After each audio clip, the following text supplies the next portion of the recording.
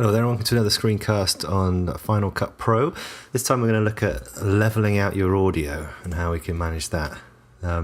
Whatever level your recorded audio was at, whether it be quiet or loud, you're going to want it to be at a similar level. Now you can dive in and use these clip overlays to change the volume of a region on the timeline. And that's fine, but as you can see, if I move this all the way up, you only get plus 12 decibels of gain, and sometimes that's not enough.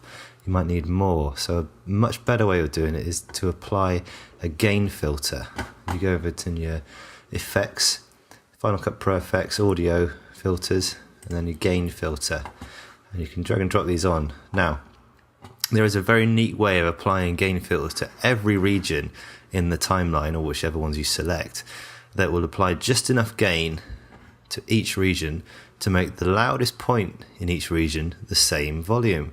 So if we select all the files by hitting Apple A or Command A when you're in the timeline, like so, if you go to Modify, Audio, Apply Normalization Gain, this Normalize To slider allows you to set a level that every file would be normalized to. So I'm going to choose -6.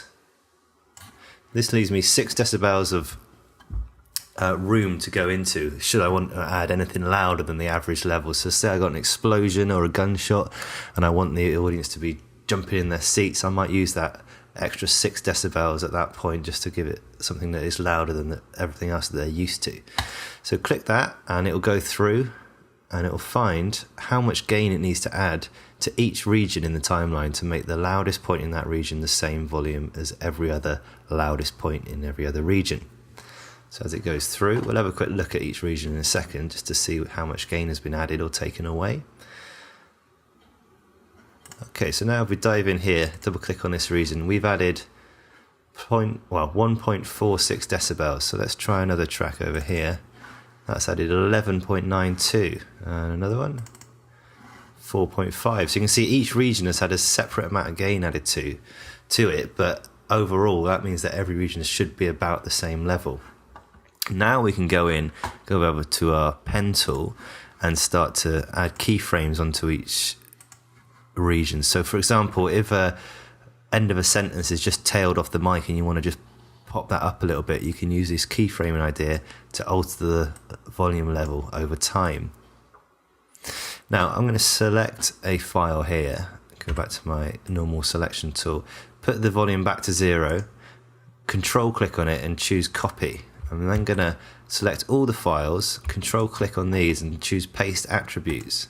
By doing this and choosing levels, I can put every level back to 0. This gives me a clean sheet. So with my apply normalization gain, which is just to refresh up in the modify audio, apply normalization gain, leveling everything back to 0 on the clip overlays, I can now start to mix things. So for example, if I want my dialogue to be riding over everything all the time, I will leave these at 0.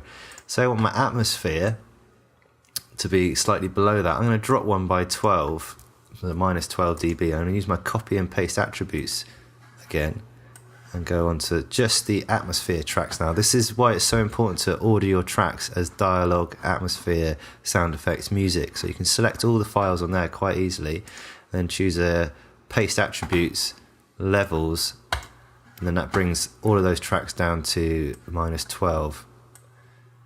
Similarly, I'm going to just drop those manually because there's only 2 of them. And then with the music, you probably want to ride the volumes on that a little bit. So that would be a job for your pen tool, and then going in, adding keyframes. Say you wanted the music to duck down, you add a few keyframes, duck the music down in level, and then bring it back up at certain points. So through a combination of apply normalization gain, copy and paste attributes to level out all of the volume lanes, and then deciding on what you want to be at the top of the mix all times, you can quite easily get a mix into a kind of basic rough edit before you then go in and start fine-tuning it. I hope that really helps you with your audio mixing. Any questions, just come and ask.